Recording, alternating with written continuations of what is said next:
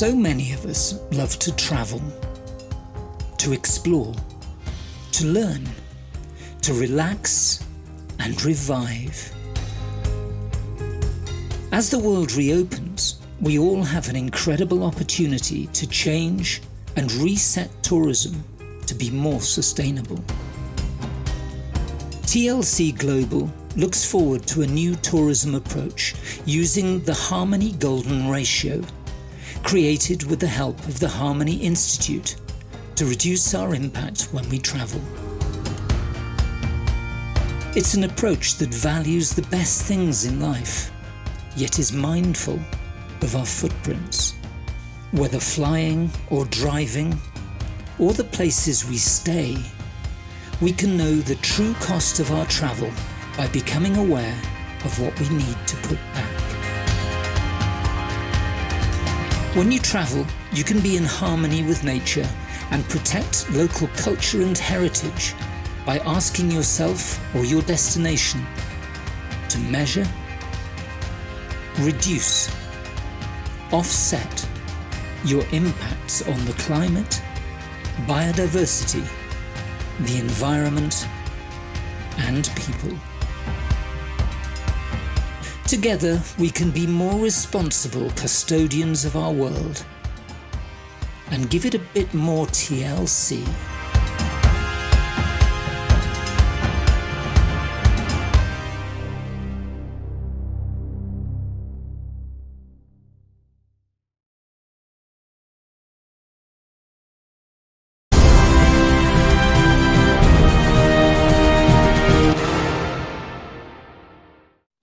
Hello and good afternoon. My name is Jürgen Steinmetz, joining you from breaking news, from the Breaking News Show and eTurbo News here in beautiful Honolulu. It's a really bright, sunny day. It's about 82 degrees. It's a little bit on the warm side, and calm winds and really perfect beach weather today. How's everything in College Station, Texas? Well, it would be perfect beach weather if we had a beach. But we are missing a beach, which is a problem for beach weather. But it's a little cooler today. It's only 99, which is 40 degrees on the Celsius scale. So that's a little bit cooler. We're expecting, we kind of have a cold front right now. It's today and tomorrow, in the next 3 days, it'll be just about 99 or 100, which is ironically cold. It's not really cold, but, and it's hot, somewhat humid. And if you're smart, you don't walk out in the middle of the day. The old famous saying, only mad dogs and Englishmen are out in the noonday sun, may not be true for the Englishman, but it may be true for people in the center of the United States and places like Texas. It's not very smart to be walking when it's this hot outside and the sun is that bright. And it's, of course, it's important to drink water during days of heat. We're lucky here in Hawaii because the temperature doesn't fluctuate very much. It's about the same all year around here, but we don't really get 100 degrees temperature. So that's... Yes, I know. Hawaii really, that's one area where Hawaii really is outstanding. Of course, the problem is getting to Hawaii is not so easy right now because of the airline industry and all the problems that are taking place with hundreds of flights being canceled, prices going to the roof. And this is not only a problem in the United States, it's also a problem in Europe and other parts of the world. And there are a lot of reasons for this. One is that governments insisted that if you were not COVID vaccinated, you could not work as an air controller. And so there's now a dearth of air controllers, and there's a dearth of pilots, and there's a dearth of plane crews. So that it's not that they don't have the planes, they don't have the people to fly the planes. And it's not only not the people to fly the planes, of course, that's the most important part, but airports have real issues with catering. We did a story not too long ago on LSG in San Francisco, where they couldn't get the water and the beer coming in from Europe. And they didn't, of course, want to buy local beer and local water. So people flew across the Atlantic without any water. And but it's even worse when you see how it is in Europe. There are literally none of the flights that are supposed to have foods. In business class, you get a banana now. People cannot catch up. There is a real shortage of staff. And I see it every day here when I go to restaurants. The restaurants appears to be empty. There's a long line outside. And I said, so what's the problem? Why can't we sit down? He said, we don't have enough waiters. Yeah, yeah. That and part of that is actually a recurring from two parts from COVID. Part of it is because people were told if you had to have a certain number of vaccinations in order to be able to continue working, and a lot of people didn't. And then the other side of that is the government was giving out lots of free money, and a lot of people said, you know what, I can make more money staying at home, and I'm not paying taxes on it than if I'm going to work, and I'm paying taxes on it. So we have a huge exodus of people from work.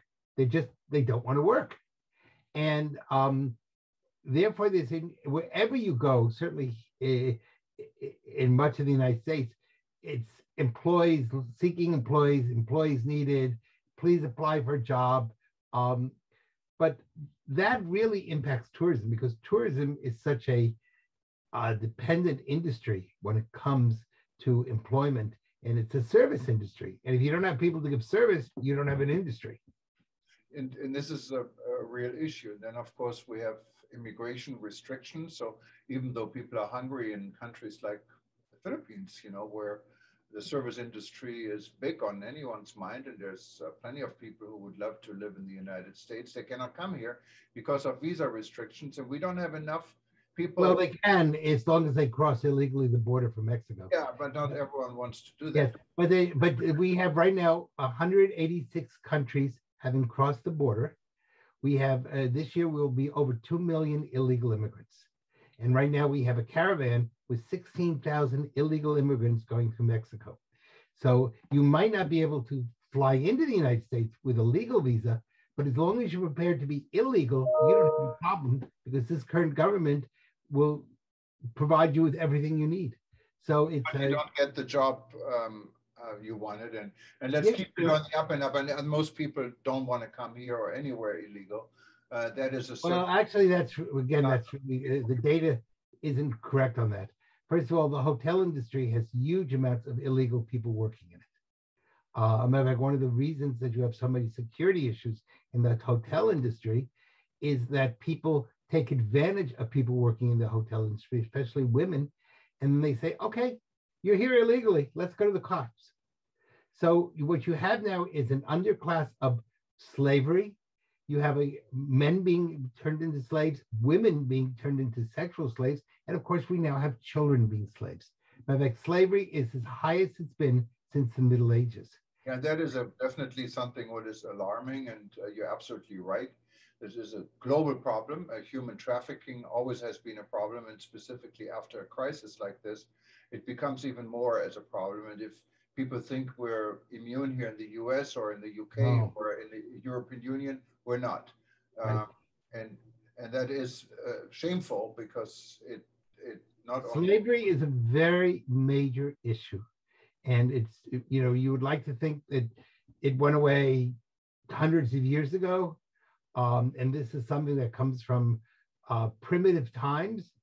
No way, no way. And if you look at the cartels coming across the border in the United States, the normal charge now is $8,000 to $10,000, and they brand the people so that they can go after them. So they can't provide all the money. They go after them once they're in the United States, and they garner their wages. So this is an industry that has got to be really thought through. The open borders on the southern part of the United States has become a true disaster. And of course, if you look, Latin Americans are furious because what's done is that it's depriving them of their own workforces. And we're not only hurting Americans who are now earning less money, but we're hurting Latin Americans also. So there's a real issue here that has to be looked through. And the tourism industry is very much involved in this because you have illegals working in restaurants, you have illegal people working in hotels. You don't have them working in airlines, you're correct on that. But on many of the other services, and certainly in the whole prostitution industry, which I hate to point out, which is both male and female, this is a huge industry. The sex industry is a huge industry, unfortunately. And the tourism industry has got to think through, how are we aiding in that awful industry? Yeah, and of course, every place in the world is different. If you look at Europe again, you may not have that many people illegally trying to come into the European Union, but you have the refugees. We don't really work with the refugees. I mean, there's only a fraction of the refugees coming to this country here in the United States, Yes. and they're all going Europe. So they are legal in a way, but they're unexpected. Let's put it this way. So Yeah, they're unexpected. That's true. people, And of course, there's a lot of resentment in Europe about some of the refugees, because some of the Europeans will argue that refugees are getting more money or more benefits than the local citizens. I was in Switzerland, and the Swiss police were telling me that if a refugee wants to work, he or she will lose all of his or her benefits. And they're making up to 3,000 euro a month plus paid vacations. And so they can't get a job because they're going to take a pay cut to work. yes. And it's the same situation in not only in Switzerland, I can tell you. And so the system isn't perfect. Every country has its, It's not perfect.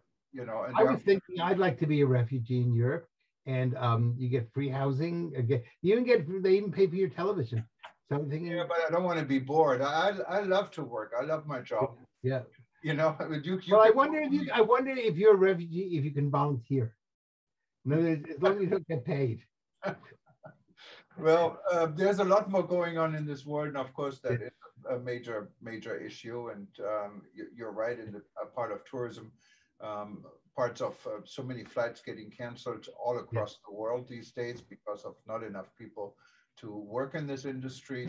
But also becomes a safety concern, doesn't it? Yes, it is. Yes, it is a big safety concern.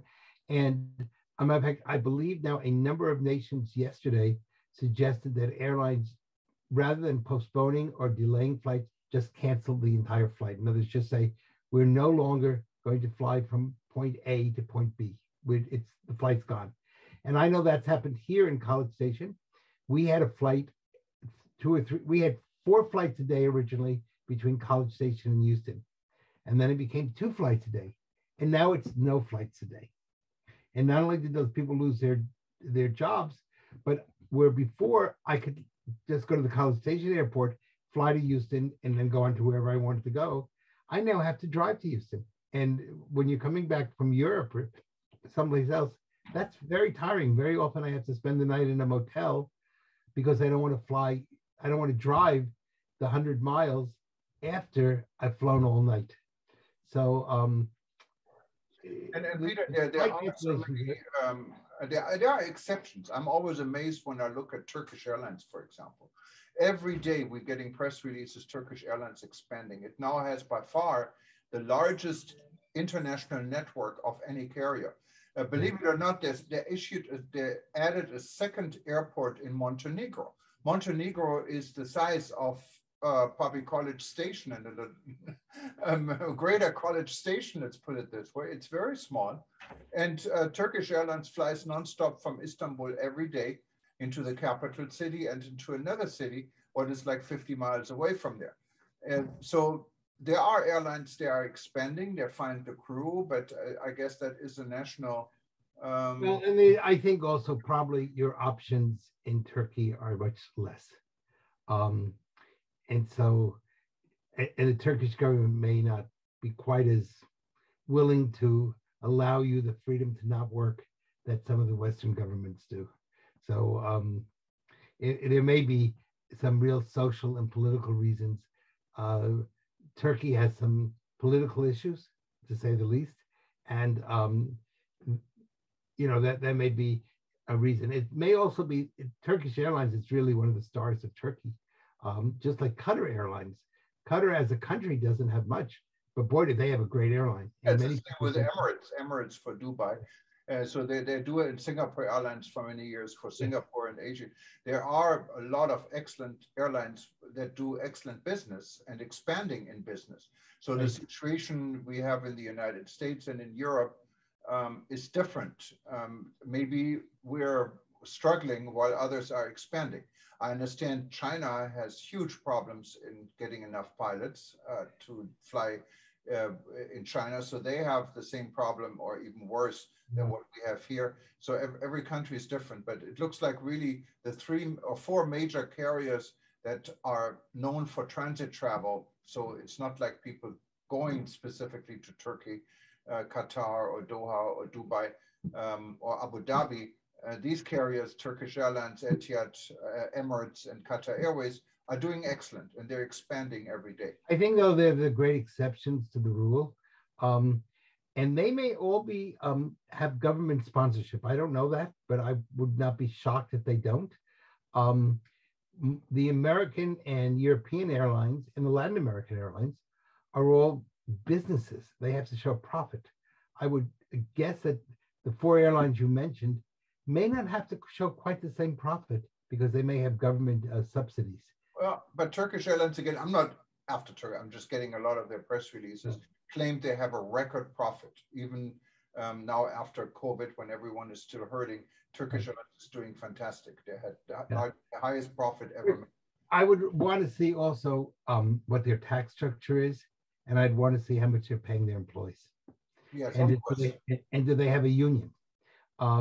I mean, one of the problems in Europe and the United States is that most of these people are unionized, right. And and of course the positive side of this is that they're getting a very much of a living wage and a decent wage. On the negative side, it costs the corporation a lot of money. I wonder, and I don't know that, but I wonder if Turkish Airlines employees have the same benefits that United or American or Delta or Lufthansa or British Air have, or do they have much less benefits? I know that I've been on Lufthansa, and their employees are very much regulated by union regulations. Yes. I had an eye problem a few years ago, and I couldn't lift above my head, and I asked the flight attendant if he would put it in the overhead for me. And this was a big, strong guy. I mean, he wasn't, he had lots of muscles, etc. He could have lifted this with his pinky. And he looked at me and he said, "I'm really sorry, sir, but the union regulations do not allow me to lift anything for a passenger." And I had to have 2 ladies who were next to me. "They will help you, sir." So, and I don't think he was trying to be mean. I think those probably were union regulations. They may not exist on Turkish Airlines. Yeah, and I mean, we're talking about Lufthansa, and Lufthansa is the Lufthansa Group.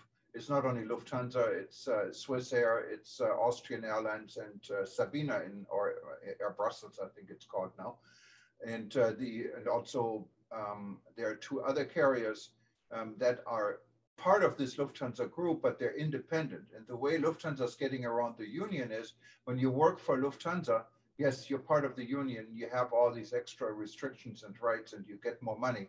But then there are other carriers that are flying for Lufthansa, basically, and always used to be part of their itinerary. Now they claim they're independent. They're really not independent, and people who work there are not unionized. They get less money for doing the same job. And you as a passenger have no choice because there are certain routes Lufthansa is flying, Yes. routes the airline is flying. So when you fly on the other airlines, you pay for all your food. You cannot use the lounges, even though you get your Star Alliance credit and you check in with Lufthansa. So it's airlines are trying to get around these. And I discovered these alliances are not quite, they talk about seamless travel. They're not, I mean, you will get points. I understand that. But I was recently on, one Star Alliance versus another Star Alliance, and they don't recognize each other's seatings, and their computers aren't compatible. And the argument that this is seamless travel between 16 airlines just isn't true. It means you get points. That's what it gets. And they don't even recognize, I'm 1K SRU on United, and I'll say, okay, 1K on United has certain benefits. And they'll say, that's true, go on United. But if you're on another Star Alliance, you get a free extra back, which I don't need, but there it is. So I think that's a real issue in airlines. And I think the other issue that we're going to see, and we have to really think a lot about this in the tourism industry, and that is the issue of the main economic problems that we're seeing more and more. And the United States, which is really the American stock market impacts the world stock market, we're definitely now in a bear market. We've had 3 major drops of over 500 points a day. Today wasn't too bad, it was only 200, but that's 500, 500, 500, 200. So it's the cumulative effect. I saw an article today in CNN and another article in the New York Times advising people to keep 5 years worth of cash so that they don't have to sell any of their stock, and saying if you can postpone travel, if you can postpone other non-necessity items, with inflation, which is not running, the government says 8%, but it's really 18% if we're lucky. With high inflation, California is now up to $8 a gallon, and I don't know what it is in Hawaii, but it's probably, you guys will get up there too soon. And that means airline fuel is going to go up, diesel fuel is going to go up. You know what? People are going to need that money for basic essentials before they get on a plane. So that's going to be a big issue for the tourism industry. Yeah, and maybe the airline industry is hoping for this, because right now they cannot handle the demand for passengers. So we see where this goes, and the world isn't all that peaceful and organized with the ongoing war in Ukraine. And so which is not ending so quickly. And of course, now the big fear is this is the time when the grains should be leaving the Ukrainian ports, and they're not. And therefore, they're talking about major issues. And the Ukraine is kind of the breadbasket of Europe. And if Ukraine cannot export its wheat and other products, that's going to be a big issue when it comes to food. And then to add to that, the United States has made recently a very stupid decision to add more ethanol to gas. Not only does that ruin car engines, it does nothing to help the environment. And we're now burning our one food source. So when corn becomes more expensive, beef becomes more expensive, poultry becomes more expensive, lots of meats become more expensive. And that's, so the U.S. government's decision to put more ethanol into gas is going to really impact the world's economy, and especially the poor are going to suffer terribly from it. Well, we don't know where it is. Now, when it comes to travel today, Israel issued travel warnings against Turkey.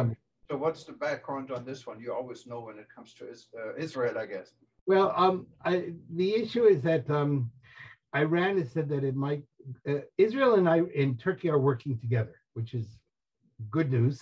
Iran has threatened to kidnap tourists, and Israel has said that there may be some real issues of safety for not only Israeli tourists, but other tourists in Turkey. And so we don't know what's going on in the real background between, we do know that Israel and Turkey are working together. The Turks claim that they've stopped 2 or 3 Iranian plots to try to kidnap tourists. And of course, this would also deal with the whole nuclear power struggle that's going on, the fact that President Biden is going to Saudi Arabia and Israel in July, and of course, the lack of energy, and the fact that the people pushing the Green New Deal have now caused major fuel crises without any substitutes other than saying transition or suffer. And so governments are really caught in a situation, and some of the rogue countries like North Korea and Iran, this is really to their advantage. And Turkey has woken up to this and now realizes that a lot of the people who are pushing for green energy, et cetera, are really doing more harm than good because they don't have substitutes. They just talk about it. Most people don't realize how much energy it takes to run a windmill, how much energy it takes to, solar doesn't take that much energy, but it's highly independent. The one country that's really doing well with energy is France.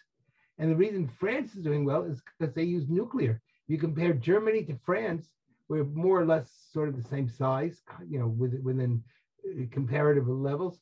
France is doing much better than Germany. Germany got rid of its nuclear power, and France went to nuclear power. And nuclear power is the one form of clean energy that maybe we need to go back to think about again. Did extremely well in the earthquakes in Japan. And that's something the tourism industry is also going to think through. If we don't have reliable energy, everything else is going to collapse. And of course, the situation is very fluent. It changes every day. And there are natural disasters coming in between, disturbing whatever trend we're in. And now there's a political disaster, what's a war, what was unexpected. And of course, all these plans that have been made are kind of becoming very fragile or even impossible. And that war is not going to end. It does not appear at this moment. Now, tomorrow we might realize what a stupid statement we just made. But as of today, it looks like that war is going to go on not only to the end of this year, it may go on to the end of 2023. So it's going to be very unfortunate. And, and I agree with you. This is far from being over. And we have to watch it because it still has the potential of becoming a global threat. Yes. And even if it's not, I mean, just the fact that probably by the end of this year, Odessa may be destroyed. And Odessa was really one of the pearls of the Black Sea. And these are places you can never get back again once they're destroyed. I mean, you can build new buildings, but you've lost all the antiquity and the beauty and the art of 17th century or 16th century or 18th century buildings. And instead you get steel and glass monstrosities. So I think a good example of that is Rotterdam in Holland, which, was basically leveled by the Germans in World War II. And it's been rebuilt, but it certainly has no charm. It's a highly functional city, but it's not a charming city. Yeah, and Odessa, of course, our thoughts go out with Ivan Liptuka, yes, who has been a contributor for our publication, who is involved in the World Tourism Network and is the co-founder of our Scream campaign. He is, for those that know him, is in Odessa. Him and his son are defending Odessa, and his wife is cooking for hundreds of soldiers every day. So these people are amazing how they stay in and they don't leave, and they're firm and they believe in defending. And so many have been now dead. So Yes. many have been killed. So many, we see the stories of resistance, and we have to have great pride in those people. But we're not looking at the number of wounded, the number of dead, and the terrible price that's being paid, one by Ukraine, two maybe by Russia, and because so many of their soldiers have died, and three by humanity, because in a sense, when you have a war like this, it makes us all a little bit less human. Yeah, and it's not, and unfortunately, it's so easy to say it's the Ukrainian, it's the Russians. I can tell you, I have friends on both sides of the camp, and I love both of my friends from wherever they are. And it's not the people. And I know that Russians and Ukrainians are still friends. They're still talking. Obviously not the soldiers that are coming in and destroying their thing, but there is so much connection between these two countries. It's such a shame that this is happening. And we just wish them the best, and we hope the situation can be. Of course, a lot of the fighting is now where you don't see the people. You just shoot a missile from far away, or you drop all sorts of bombs, and you have no relationship to the people you're killing. So it's a very, very tragic situation. The world is in a very rough position. Hopefully there will not be a war in Asia, but we don't know if China is not going to take advantage of this chaos and invade Taiwan, which would add a whole new wrinkle. Yeah, let's not even speculate on this one. We just hope this world, because peace and tourism goes together, as we always believe, and it's an important factor for tourism to function is peace. Yes, and tourism can help. About peace, because when you might want to end over the weekend. I'm going to be in Cancun, in Mexico, working with the government of Cancun, and with many of their entrepreneurs. And Cancun is really looking for a rebirth. And one of the things they understand is they will not have good tourism if they don't have good tourism security. So I'm going to be working with Cancun in developing a new center to take care of tourists, a center of good training for the Cancun police, so that they have some idea about tourism security and making sure that when visitors come to Cancun, the only thing they have to worry about is maybe getting a sunburn. And that's on the tourist. But I'm really very proud that Cancun is now looking at ways to assure that when people come there, they're going to be safe. And that's part of the whole rebirth of Mexican tourism. Yeah, and to be honest, I mean, there is really no choice because Cancun is a great destination. I've been there. I've attended the WTTC conference last year, and it's living and it's breathing tourism. And without security, this industry will be dead, and people are going to be out of jobs. Businesses are going to close, so they really don't have a choice. So it's I'm glad we see an example of that in Mexico, in Acapulco, where Acapulco has basically done nothing for their security, or very little. And other than people from Mexico City who spend long weekends in Acapulco, the city's tourism has died and the economy has collapsed, and you have tremendous poverty. So I think Cancun has learned that important lesson, and is not going to allow the Acapulco factor to impact them in Cancun. And good for Cancun. Well, Peter, I think we covered the world. Yes, we did. So, and I hope this week the stock market will recover. I know you got a lot invested there. Well, so, we all do, and you know, in the tourism industry is very dependent on the stock market, and it's dependent. And the last thing the world needs is for the United States to go into a recession, because that will hurt everybody. And as you probably know, the other part that's going to be interesting is the Federal Reserve, which is the Bank of the United States, is meeting tomorrow, and they're talking about a 0.75 increase in interest rates. And that means that housing is going to become more expensive. Everything will become more expensive in the United States starting tomorrow. And that's going to fuel inflation. And inflation is a killer for tourism. Right. Well, the news really hasn't been that great. No. The last few years. I mean, the encouraging part is that tourism is coming back. Besides everything, and just we have to just see how resilient tourism can be. And I know a lot of people have been working for resilience, and let's see how successful this is. But Peter, nice having you on this show again. It's your and my show. And so nice having you on the show again also. Yes. And take care and stay cool.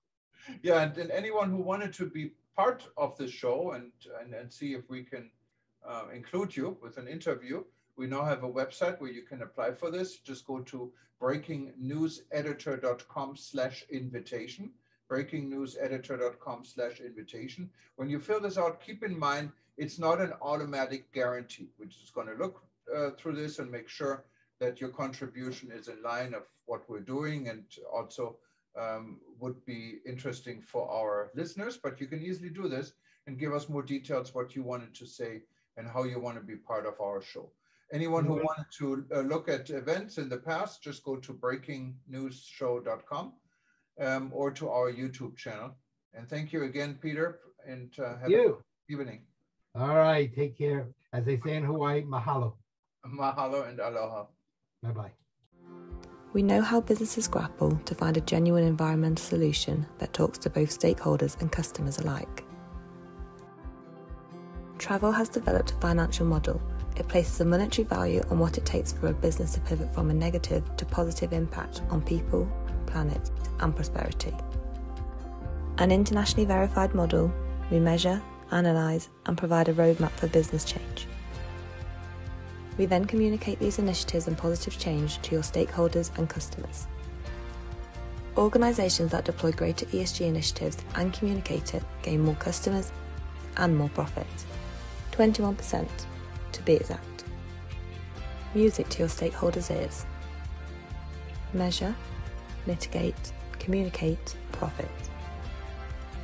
Trafwell.